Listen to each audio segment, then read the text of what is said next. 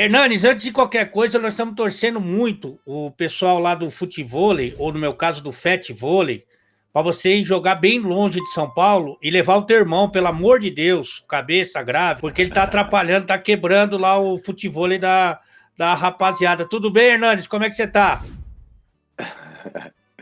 Tudo jóia ali, maravilha. Mas ele tinha evoluído, hein? Quando ele começou, tava quebrando, mas a última vez que eu vi ele jogar, ele tava bem. Quer dizer, Tá, ele tá. Não, ele tá muito bem. Agora o pessoal tá impressionado que ele já anda na areia sem precisar daquele andador de consegue andar na areia sozinho, já tá muito bom, viu? Fala, Hernanes, que prazer falar com você. Gostaria de estar em sua companhia tomando um belo vinho. Tem o vinho ainda não? tem. Esse vinho do Hernanes é fera, é muito bom. Hoje eu tô aqui para comemorar com vocês porque a Sigi Cloud chegou para facilitar a minha vida. É tecnologia com simplicidade. Não tem enrolação, não tem burocracia, é a tecnologia para simplificar a sua gestão financeira, impulsionar suas vendas tanto na loja física quanto na virtual, emitir notas fiscais, acompanhar estoque e a logística e entrega, resolvendo todos os seus problemas de serviço ou de indústria. Se você está mais cansado que o cozinheiro do Péricles de perder tempo e dinheiro, vem pro ERP da nova década. Descomplica, experimenta o Sigi Cloud. Os inscritos no canal têm um desconto muito especial. É só você clicar aqui no link que você vai ser recebido e muito bem pelo pessoal do comercial. É só você dar um tapinha aqui, ó, na descrição aqui que tá no vídeo e você vai se consagrar. Vem! Tá todo mundo perguntando como é que tá teu apetite, a tua febre do rato para continuar jogando futebol. Você, pelo que eu pude observar, tá na pegada do bambo do bambolê para desfilar aí o seu talento pelos campos brasileiros, principalmente, né? Tô com muita vontade de jogar, esperando a oportunidade aqui no Brasil ainda. Hoje eu tô com muita coisa para resolver também, né? Ter família, tem outros fatores que pesam nessa decisão e escolha, mas futebolisticamente falando, tô com muita vontade e queria aqui no Brasil. No RG você tá com 36, é isso? 36? Na RG 36. Então é o cara que sempre se cuidou muito e que tem ainda muita lenha para queimar, mas encerrar a sua carreira tá fora de questão? Ou a prioridade é jogar no Brasil, depois jogar fora e aí encerrar não tem essa possibilidade agora? Não, eu quero jogar no mínimo mais uns 2 aninhos aí, né? Fazia plano de jogar até os 40. Enfim, tá longe de cogitação ainda parar agora e quero encontrar um lugar aí que faça sentido e eu possa ser protagonista jogando dentro. Mas, por exemplo, na rotina do jogador, porque o que eu te conheço, você é um apaixonado pelo jogo, você gosta de jogar bola, você gosta daquilo que você faz. Mas a rotina nem sempre é tão agradável. Nessa rotina que você já está há muitos anos, o que desgasta mais? Aqui no Brasil são as viagens, né? São sempre viagens longas e com a pandemia agora que ficou tudo comprimido, chegando 4, 5 horas da manhã e tendo que treinar no outro dia de manhã, e não tinha só um dia de descanso, depois tinha que fazer outra viagem de 1h30, 2 horas de aeroporto. Então, acho que o que desgasta mais, então aqui no Brasil teria que isso. E você tocou num ponto que eu acho fundamental, né? O calendário do futebol brasileiro, ele sempre foi muito desgastante, né? Com a pandemia, eu acho que ele ficou desumano. E o São Paulo tem um elenco que tem muitos jogadores de qualidade, mas muitos jogadores acima de 30 anos, né? Você acha que esse pode ser um motivo para o São Paulo não ter começado bem o Campeonato Brasileiro?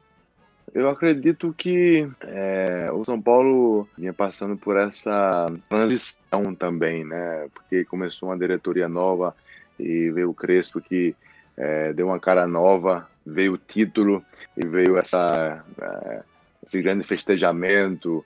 E então o cara começa a achar que é somente uma fase aí de ajuste que está passando e porque na Libertadores surpreendeu uma vitória fora de casa. Então, assim, nós vemos que o grupo é muito bom, tem muita qualidade, mas que ainda, né, oscila. Tem uma situação que você me falou aí que me chamou a atenção, porque muita coisa vem mudando assim, uma velocidade enorme. E aí não é só do jogador de futebol, mas o jovem hoje é muito diferente do jovem ali da nossa época, né? Quando você estava na base do São Paulo há 20 anos atrás, era um tipo de cabeça que aquela garotada tinha. Você acha que hoje está muito diferente essa juventude, principalmente que começa a ter oportunidade no Profi, que começa a aparecer um pouco mais e fazer um pouco mais de sucesso? Era diferente na época que vocês... Primeiro que era mais difícil para vocês, né? Porque a concorrência era muito grande. Mas você acha que a cabeça do jovem atleta hoje é muito diferente da época de vocês? Diferente, sim, porque o próprio mundo, o contexto social hoje, ele é diferente, né? Então, para qualquer jovem, sendo ele jogador ou não, é diferente. As redes sociais mudaram as dinâmicas, né? Então, hoje, um jovem, para se sentir jogador, falando agora em nossa linguagem, né, da boleiragem, um jogador, para se sentir jogador, ele nem precisa dar um chute no profissional. Ele se coloca, posta uma foto lá com a camisa de São Paulo e, sei lá, uma imagenzinha na base, ele começa a ter seguidores e não sei o que, curtidas, aí vem as menininhas aqui não sei o que e tal, aí o cara já se sente jogador. Eu, para me sentir jogador, eu tive que ganhar um título, né, brasileiro, né? Só depois disso que eu... Poxa, agora eu sou jogador, caraca, eu fiz um contrato importante de 3 anos, sei lá. Então, as redes sociais fizeram isso, né? Que todo mundo hoje é jogador, todo mundo hoje é coach, todo mundo hoje, enfim, opina sobre tudo, e porque opina, acha que já sabe, meu filho, adolescente, né? Outro dia, poxa, a gente conversando, e ele, cara, se você olha superficialmente assim, ele parecia saber de tudo. Eu falei assim, caraca, eu fiquei até impressionado, mas depois eu falei assim, você acha que sabe de tudo porque você sabe um pouquinho superficialmente de cada coisa. Às vezes é mais importante ter um verificado ali, um azulzinho no Instagram do que meter uma caixa, do que dar um passe.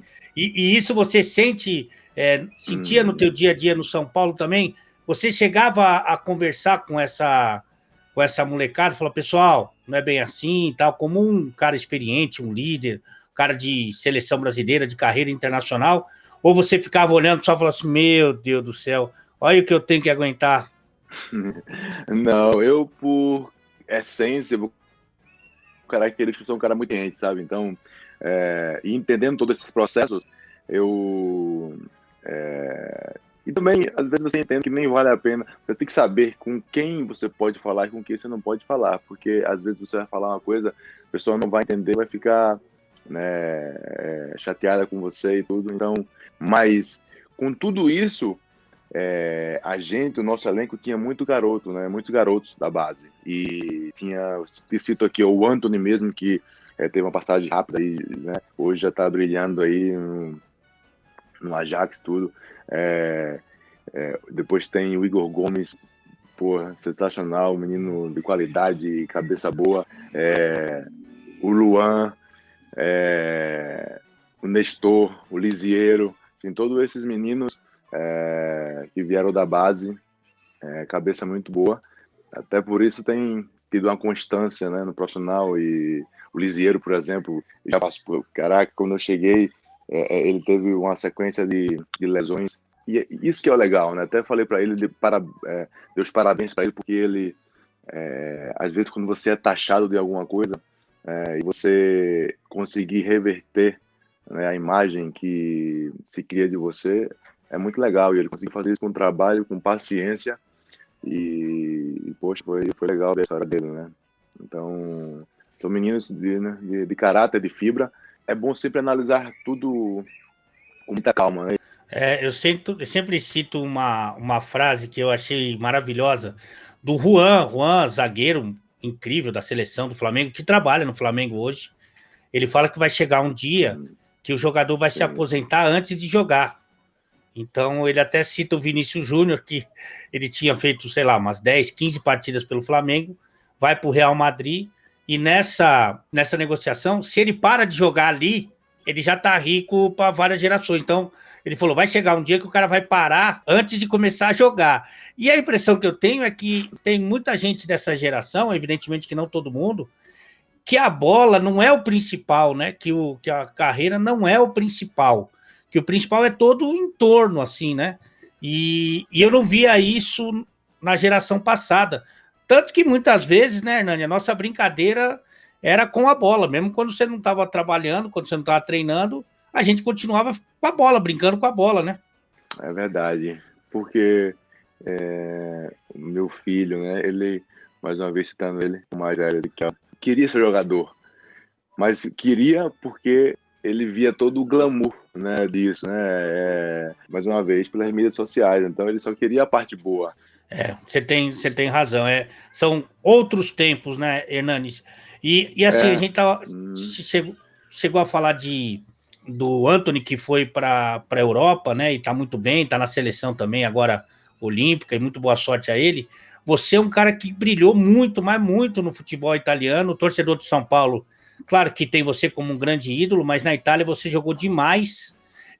E hoje a gente tem um processo que já de algum tempo, na verdade, de jogadores que vêm do futebol europeu, aconteceu isso com você também, que vêm do futebol europeu e chegam aqui com outro nível de enfrentamento e acabam se destacando muito, como é o caso, sei lá, do Felipe Luiz, do Hulk, o Rafinha quando chega no Flamengo e tantos outros. É muito diferente o futebol que se pratica na primeira prateleira da Europa do que o que a gente vê aqui no Brasil.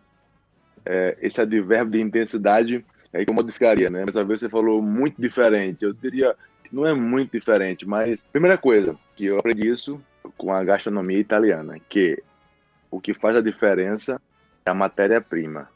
Então, na Europa, nós temos aí uma concentração dos melhores jogadores que existem no mundo.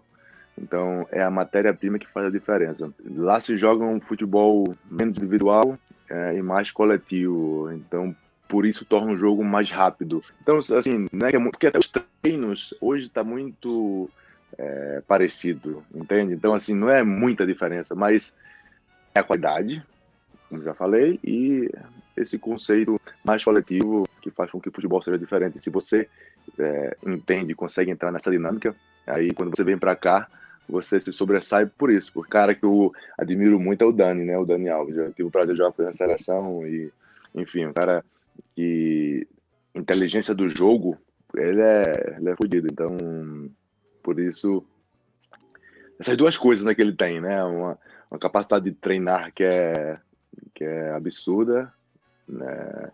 E uma inteligência de jogo, né, fodida, acima da média também. Então, dois grandes chaves aí que ele conseguiu desenvolver. Porque além da condição técnica do jogador, você desenvolveu o teu raciocínio rápido, tomada de decisão e automatizar alguns movimentos para coletivamente o time render, acaba fazendo muita diferença, né, Hernanes? E é muito legal eu falar com você, porque muita gente sabe que aqui em São Paulo eu não fico em cima do muro, não, até pelo sobrepeso. Eu sou São Paulino, em 25%, outros 25% Palmeiras, outros 25% Corinthians e os últimos 25% também Santos. Mas é muito bom falar com você porque eu sou muito fã do seu futebol, da forma como você evoluiu dentro do jogo, da sua obsessão por melhorar, tanto que virou ambidestro por causa de muito treinamento e tal. E é um cara que a gente conversando, e o Daniel também tem muito disso, a gente sempre está aprendendo, né? Se você ficar atento, você está sempre aprendendo, e isso é muito, muito bacana. E com essa experiência que você tem, eu queria que você tentasse definir para o torcedor, para aquele cara que gosta do bom jogo, que gosta do futebol bem jogado, o que esse Hernanes, de 36 anos agora, ele pode dar para o futebol brasileiro, principalmente para o time que você for defender. É diferente, evidentemente, do cara que estreou no São Paulo, que subiu no São Paulo, mas o que esse Hernanes pode dar para o time que contratá-lo? Uma boa pergunta e um bom espaço, oportunidade para comecei de segundo volante ali, né, fazendo dupla com o Richarlison, mas dentro de um sistema de 3 zagueiros, e depois eu fui avançando, né? Quando chegou na Lazio, por exemplo, o cara me colocou quase como um segundo atacante, né? A gente jogava no 4-2-3-1 e eu jogava atrás do atacante, né? Praticamente como um segundo atacante. E ali eu já cheguei e quando ele foi conversar comigo, Eduardo Reia, que é o treinador, ele falou, né? Vou te colocar aqui. Eu falei, poxa, aí não, eu jogo mais atrás e tal. Mas ele falou, não, joga aí. E na primeira temporada eu fiz 11 gols, né? Já batendo, assim, igualando ao Nedved, o recorde, né, de gols e tudo. E é muito simples, porque aquilo que eu mais gosto de fazer é driblar e chutar. Então ele só aproveitou isso e colocou no espaço certo. Porque eu rejeitei um pouco essa função, assim, de jogar mais na frente, né? Porque até no futebol de salão, que eu vim do futebol de salão, o treinador fez o contrário. Eu jogava de pivô, ele me colocou mais atrás. E aí para organizar o jogo, eu aprendi com Descartes, né? Porque quando você vai no plano cartesiano, a primeira coisa que fez Descartes, você falou assim, não, quando você vai individuar um objeto no espaço, a primeira coisa que você tem que achar é a posição. Então, quando você não individua a posição de um objeto, de um ser no espaço, você está desperdiçando a sua essência. E aí ele não pode dar o máximo que ele poderia dar. Então, eu descobri isso. A gente vai torcer para que isso aconteça aí pelo menos nos 2 próximos anos aqui no futebol brasileiro. E eu vou aproveitar um pouquinho mais nessa reta final aqui de resenha com o Hernanes, agradecendo sempre o seu carinho e também a generosidade do Rodrigo. Se você fosse um dirigente ou um treinador do seu São Paulo que você tanto ama, como você teria tratado o Hernanes nessa reta final dessa tua última passagem pelo São Paulo? Acho que é a pergunta mais inteligente que me fizeram. Você desmontou os meus arquétipos de resposta, mas a resposta ela é um pouco simples, porque se eu fosse um dirigente do São Paulo, eu não poderia ser o jogador. Então, Falou bem. Vou te dar um exemplo meu, para você não ficar sozinho nessa aí, não se comprometer sozinho. Recentemente, eu saí lá do esporte interativo, né? A minha saída ou não, acho que é uma coisa que pode acontecer, faz parte do jogo. A forma como isso aconteceu, eu não achei legal, porque eu tinha uma história lá dentro, eu contribuí em vários momentos, eu ajudei em vários momentos com o meu estilo, com a minha irreverência, com o meu apelo, e eu acho que eles poderiam ter tratado tudo o que aconteceu de uma forma diferente, mais humana, inclusive, e com mais diálogo. Isso não aconteceu. Esse foi o meu caso. E aí, com a tua sensibilidade, com teu, só você viveu aquele dia a dia aí, esse dia a dia de muitas vezes não participar como você gostaria. Então, se de repente, se você tivesse o poder, até nem que não fosse o Hernanes, mas um jogador tão importante quanto você foi, e isso não só na história distante, na história recente do clube, como você trataria um ídolo desse que está passando por uma fase que ele não está acostumado? Na verdade, claro, poderia ter tido algumas coisinhas diferentes. Conheço o futebol, conheço as pessoas, o meio do futebol, tá ligado? Então, dentro desse meio, eu me senti ainda respeitado e ainda honrado como esse cara que tu falou, né? Como esse jogador que teve uma história marcante no clube.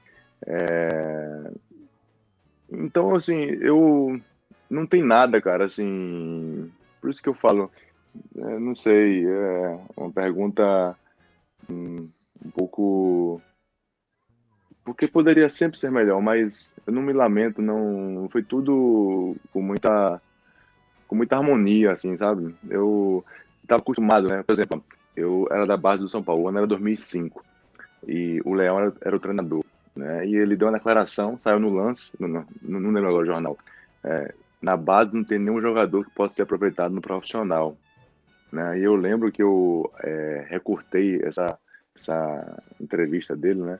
E coloquei dentro da minha Bíblia, né? E eu falei assim, eu vou mostrar que ele está errado. Então, eu, assim, era acostumado mesmo dentro do São Paulo a sempre fazer o caminho sozinho. Claro, teve pessoas que me ajudaram, com certeza. Não tem nada, assim, que poderia ter sido diferente. Eu acho que foi tudo perfeito, cara. Tem alguém que você nesse último momento no São Paulo, que você preferia não ter trabalhado? Não, não. Então a gente está diferente mesmo, que tem um montão aí que eu não queria ter trabalhado com. Mas enfim, eu vou fazer aqui, falar um nome para você e você faz uma consideração rápida a respeito desse cara, tá? Murici. É um dos caras mais importantes da minha carreira como jogador. O cara que me deu a oportunidade na hora certa e no lugar certo. Leão.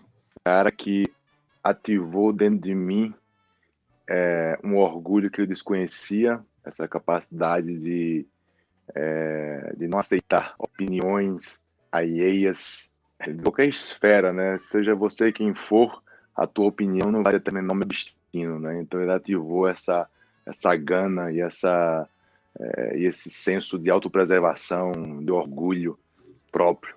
O Mano Menezes. Um cara que eu gostaria de ter ajudado mais pela oportunidade que ele me deu, não atrapalhado, na verdade, né? Porque, poxa, ele me deu uma oportunidade muito legal com a seleção. Por excesso de vontade, acabei sendo expulso no jogo épico, Contra a França. na expulsão épica minha contra a França, então acho que atrapalhei um pouco ali a trajetória dele na seleção, porque perdeu, enfim, seleção é complicado e, enfim, um cara que eu queria ter sido mais feliz junto.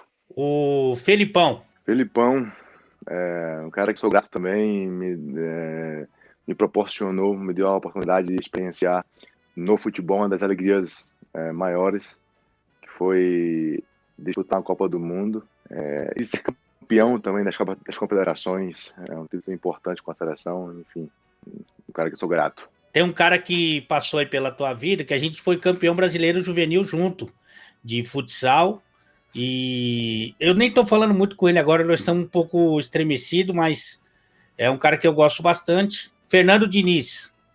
Fernando Diniz, um dos caras que eu mais aprendi sobre o jogo de futebol, um dos treinadores que mais aprendi. Então, um cara mais completo. Como treinador, um dos caras mais completos, e torço muito para que ele tenha êxito, porque é um dos nossos, né? Que eu falo dos nossos, assim, trabalhador, que ama o futebol e um cara do bem, poxa, enfim, torço muito. E aí, para terminar, chegar o Crespo, que é um cara que vocês acho que até chegaram a você indo no começo da Itália, ele no fim da carreira.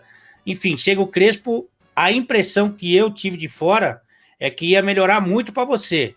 Mas aí foi chegando um jogador de meio campo, mas enfim, Crespo. Foi a impressão que eu tive até quando ele botou zagueiros, né? Que com as peças que a gente tinha, na minha visão, era o esquema melhor que a gente deveria jogar, ainda mais com a chegada do Miranda. E quando ele chegou e montou esse time, eu falei, poxa, agora estou em casa, vamos dizer assim. E achei que ia ser legal para mim. Pro grupo, né? Foi, porque a gente foi campeão paulista, mas para mim, achei que ia ser legal. Mas enfim, falando dele, não tive tanta oportunidade, não me deu tanta oportunidade, vamos dizer assim.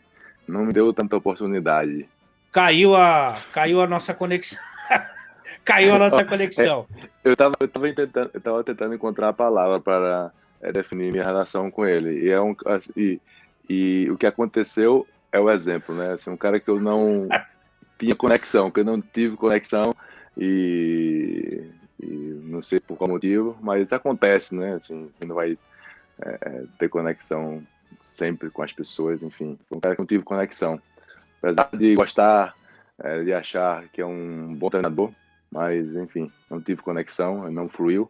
e faz parte, segue o jogo. Sim, segue o jogo. Mas ele chegou a falar com você, falou: Hernanes, eu não vou te aproveitar tanto por causa disso, ou eu quero que você, de repente, é um direito do treinador. Hernanes, eu quero que você melhore nisso, eu quero que você me faça mais isso, ou aquilo, ó, você, pô, não, tá isso, alguma coisa que você tinha que melhorar para você ser aproveitado. Ele chegou a ter essa conversa? Eu acho que justamente por isso que a gente não teve conexão, né? Porque quando chegou ele falou, assim, nunca teve uma conversa perguntando ou com a posição, assim, nunca teve uma conversa, então eu acho que por isso, até pensei em conversar com ele, mas enfim, poxa, não me senti, enfim, não foi criada essa conexão, eu não tive, assim, não me senti de falar com ele, né? Porque eu acho que nessas condições, geralmente o treinador, né, que cria esse ambiente favorável para o jogador ter a liberdade de ter acesso, enfim, desde o início nunca se criou conexão, nunca teve uma conversa, então por isso que não tive. O mais comum, né, é o treinador dar esse link para que exista o Uhum, diálogo. Agora, é curioso que o Fernando Diniz, ele nunca foi protagonista, não foi ídolo de nenhum time que ele jogou como atleta, né? O Crespo não, o Crespo foi um grande jogador, foi ídolo, né? Ele deveria, teoricamente, você fica com a impressão que quando ele passa para o outro lado, que ele vai ter um cuidado maior, porque ele sabe o quanto é difícil você construir uma história vencedora num clube, né? Então, você vê que às vezes o passado como atleta não determina a tua condição de treinador, e aí eu estou falando das relações humanas que, para ser bem sincero, Hernanes, é o que eu mais me preocupo, que são as relações humanas, porque eu acho que o cara que chega num São Paulo, chega num Corinthians, num Flamengo, o cara não, ele sabe de futebol. Ele pode ter um pensamento diferente do meu ou do seu e tal. Mas uhum. essas relações são as que mais me chamam a atenção. E pelo fato dele ter sido ídolo, ele devia, ó, chega aqui, ó, eu sei que você está passando, eu quero isso. E no final das contas, o Fernando teve um pouco mais essa preocupação do que ele, né? É verdade. Como eu falei antes, né, o Fernando foi um dos caras mais completo. Porque às vezes realmente o cara entende somente de uma coisa. Por exemplo, eu trabalhei com o Alegre. O Alegre, ele era, assim, na parte da gestão do grupo, eu achava ele sensacional. De tática, para mim, não entendia quando o Diniz, por exemplo, né? E só que ele na parte de gerenciar o grupo, ele é fodido. E aí que o cara com a Juventus na mão, o cara não precisa tanto entender de tática. O cara só precisa saber ser bom de lidar com o grupo, né? Porque a qualidade que tem os jogadores já vai resolver quase que por si só. Então, algumas indicações, enfim. Então, ele é muito bom nisso, né? E o Diniz, por isso que eu falei antes do Diniz, ele, taticamente, para mim foi o melhor que trabalhei, que mais aprendi. E a parte de comunicação também. Enfim, o treinador, o cara tem que entender de muita coisa para o treinador, sabe? E por isso que eu falei que o Diniz foi o mais completo, porque ele entendia de tática, entendia de comunicação, sabia como se expressar, enfim, o cara dá o gabarito. Então por isso que eu torço realmente muito por ele, porque o futebol precisa de pessoas como ele. Entendi. Ó, agora é a última mesmo. Eu tenho minhas restrições com relação à imprensa. Tenho minhas restrições mesmo. Mas, no teu caso, era muito difícil para se fazer uma avaliação de como você estava. Porque, como a gente viu poucos minutos do Hernanes em campo, nesse seu último momento de São Paulo, então era muita suposição. Você talvez deve ter ouvido falar algumas coisas, ou alguém contou para você, falou, o Hernanes não tem saúde, ou o Hernanes está machucado, ou o Hernanes desaprendeu, ou o Hernanes, sei lá, porque como a Jogador. gente é jogador, como a gente não vê, não pode ver o treino, você não entra no jogo, a gente fica perdido. Como é que tá o Hernanes? Porque eu acho pouquíssimo provável que toda aquela porção de categoria, de técnica refinada, de noção de espaço, eu acho pouco provável que você tenha jogado no lixo. Mas a gente fica sem saber. Como que tá o Hernanes? Cara, é uma ótima pergunta, mas como eu te falei, né, eu nunca fui muito bom de conversa, assim, ou até sou, mas não quero ser. Eu quero que o campo fale, né? E fica tão evidente assim, né? Por exemplo, que o meu ciclo no São Paulo tinha encerrado, porque o último jogo completo que eu fiz foi contra o 4 de julho, lá no Piauí. E em condições, assim, eu não vinha jogando constantemente, num campo dificilíssimo, num calor, e eu joguei 90 minutos e quase fiz um gol, dei um passe, assim, eu acho que teve uma performance ok, pelas condições, ok. Então, o meu último jogo pelo São Paulo foi 4 de julho lá. Então, se o cara olhar aquele jogo, o cara vai ver que fisicamente, que eu tenho saúde e que se me der um pouco de ritmo de jogo, eu vou poder fazer o que eu te falei aqui, né? De realmente fazer a diferença, de ser decisivo ali, fazer aquilo que conta no futebol, né? Que é gol, assistência, finalização, enfim. Eu sou capaz de fazer isso. É o que eu tenho convicção, e é por isso que eu não aceitei mais a situação de ficar sendo, assim, ficando ali de fora, entrando 5 minutos, enfim. Porque eu tenho plena convicção de que eu posso ter um grande rendimento e, enfim, fazer a diferença naquilo que conta no futebol, que é o último, como fala na Itália, os últimos 3/4 do campo, né? Então, por isso que eu quis rescindir, quis sair, porque eu quero jogar. Então, eu acho que não só eu, quem gosta de futebol, tá nessa torcida. Eu tenho que te agradecer demais o carinho, agradecer o Rodrigo, agradecer o Cabeça Grávida, porque eu fico pedindo para ele todo dia para ele me ajudar com você e te desejar toda a sorte do mundo, porque se você estiver bem, estiver feliz, estiver jogando, quem gosta do futebol também vai estar feliz. Você é um grande frasista, né, o Hernanes? Você tem uma frase para tua vida no São Paulo aí, porque agora você não vai mais jogar no clube. Você tem uma frase para tua passagem aí no São Paulo, não? É legal falar isso aí, que eu sou um grande frasista. Até uma coisa que tá nos bastidores que eu tô bolando, porque eu tenho os vinhos, como tu já citou, né? Eu tenho da Cadeia do Profeta, e eu comecei a pensar em lançar como brinde para quem comprar um vinho, uma camisa com uma frase minha. Eu tenho aí umas 30, 40 frases já montadas de minha autoria. Então, tu acertou em cheio aí. Para o momento no São Paulo, tem uma que ficou, duas, né, que ficaram aí marcadas, né, que a vida é uma sucessiva situações que se sucedem sucessivamente. Eu acho que foi isso no São Paulo, né, porque foi 4 passagens e me formei no clube, foi uma sucessiva sucessão de coisas, de momentos, aprimoramento, desenvolvimento, e depois, na minha volta, né, aqui é São Paulo, e não falo palavrão porque eu sou um profeta, mas aqui é São Paulo. E essa ficou também uma frase marcada. Minha história com São Paulo, ela foi mágica, foi mágica. E aí eu digo que minha história no São Paulo e com o São Paulo foi mágica, mas até a mágica é um processo. Aí, garoto, tá vendo? Já despertou no homem, já. Você é muito rápido aí. Então a gente vai ficar aqui na torcida. Se fizer gol contra o São Paulo, vai comemorar? Não. Não vai comemorar. Mas enfim, tomara que faça muitos gols e a gente volte a fazer a resenha tomando vinho e tete a tete, tá bom, Hernanes? Show de bola, Lê. Obrigado aí pela parceria e tá marcado aí. Vinho com cara de profeta. Próxima entrevista. Obrigado, irmão. Tamo junto. Valeu, abraço. Aí o Hernanes, hein, pessoal? Que legal, que conversa bacana, que cara do bem.